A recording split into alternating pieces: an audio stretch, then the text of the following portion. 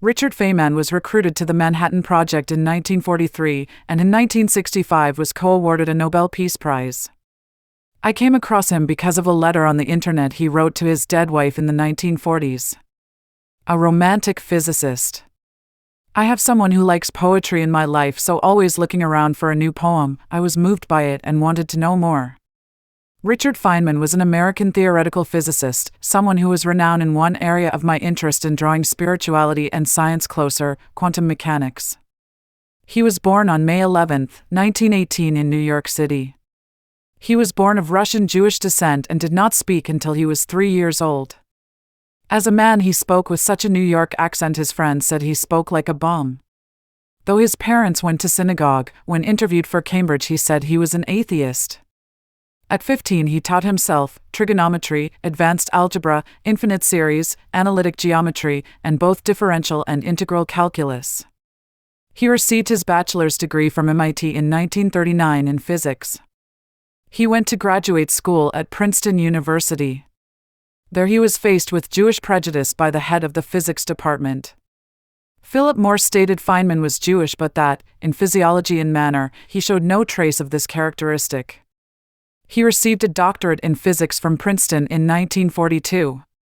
One of the requirements of his scholarship was that he remain unmarried while attending school. He brought his high school sweetheart along with him to Princeton, Arlene Greenbaum. He continued to date her and married her upon finishing his PhD. Arlene Feynman was ill with tuberculosis. After they wed, he took her to Dolores Hospital and remained dedicated to her for the rest of her life, visiting on weekends. The poem about her after death was The Way I Came to Know Him, a love letter to his dead wife. Google it, it is beautiful. I suggest everyone read biographies, as every great person with a notable biography has struggled and suffered. I read biographies as they are inspirational and remind me that struggle is part of our journey here. It helps to teach me that most issues can be overcome. Feynman's life accomplishments would fill a book and have. My interest in his life were with his letter to his dead wife, the Nobel Prize, his work with quantum mechanics and the Manhattan Project. During the summer of 1941, he worked on ballistics problems at the Frankfurt Arsenal in Pennsylvania. After the bombing of Pearl Harbor on December 7, 1941, Feynman was recruited by Robert R. Wilson, who worked on the project with enriched uranium for an atomic bomb. He was then recruited by Oppenheimer to move to Los Alamos and become part of the Manhattan Project. He moved Arlene to a Presbyterian sanatorium in Albuquerque, New Mexico. The railroad provided her with a wheelchair, and on March 28, 1943, the pair left for New Mexico. They celebrated their anniversary in a private car on the train Feynman paid extra for. Once in Los Alamos, Feynman was assigned to Hans Bethe's theoretical division and impressed Bethe enough to be made a group leader. He and Bethe developed the Bethe-Feynman formula for calculating the yield of a fission bomb. While there, Feynman worked with assisting in the creation of IBM punch cards for computation, creating algorithms for CM1 connection machine with microprocessors with its own RAM, calculated neutron equations for the Los Alamos water boiler, a small nuclear reactor, helped engineers in Oak Ridge, Tennessee in devising safety procedures for material storage at the uranium enrichment centers. He worked successfully with Niels Bohr and impressed Oppenheimer, who called him, by all odds, the most brilliant young physicist here. During his work at Los Alamos, because of his trips to visit Arlene, he was accused and investigated by FBI for spying. He had a Q clearance by the government, which was the highest level top-secret clearance. He was not a spy. His wife Arlene died June 16, 1945, and Feynman was beside her, then went back to work. He was present at the Trinity nuclear test, the first atomic bomb test in July 1945. He was in a truck outside and ducked under the dashboard, according to him. After the war, his co-worker Klaus Fuchs was arrested in 1950 as a spy, and again, Feynman's loyalty to the U.S. was questioned.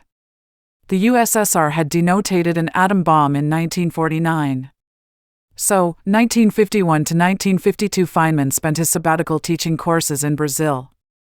Richard Feynman contributed to creating a new quantum electrodynamics by introducing Feynman diagrams, graphic representations of various interactions between different particles, in 1948. In 1965, he was co-awarded a Nobel Peace Prize. He married 2 more times to Mary Louise Bell, and in 1960 to Gwyneth Howarth that he remained married to until his death in 1988. He had 2 children, a biological son and an adopted daughter. Feynman's achievements in physics were: corrected earlier formations of quantum electrodynamics, reconstruction of a large part of quantum mechanics and resolved the meaningless results that the old quantum electrodynamic theory sometimes produced. Introduced simple diagrams, now called Feynman diagrams, that are easily visualized graphic analogs of expressions needed to describe behavior of interacting particles. Provided a quantum mechanical explanation for the theory of superfluidity, helium at absolute zero. Feynman invented a theory of partons, particles inside the nucleus of the atom, for the later understanding of quarks.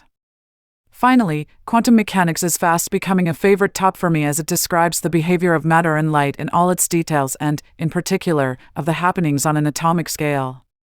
When examining a mystery that seems impossible, but happens, how it works is in the peculiarities as quantum mechanics. It explains what is unexplainable. However, when I think of Feynman, it is not the astronomical amount of work he accomplished, the Nobel Prize, but for me it is that letter to Arlene, the Manhattan Project and quantum mechanics. I believe that science and spiritual experience will be linked in time with more development of quantum mechanics.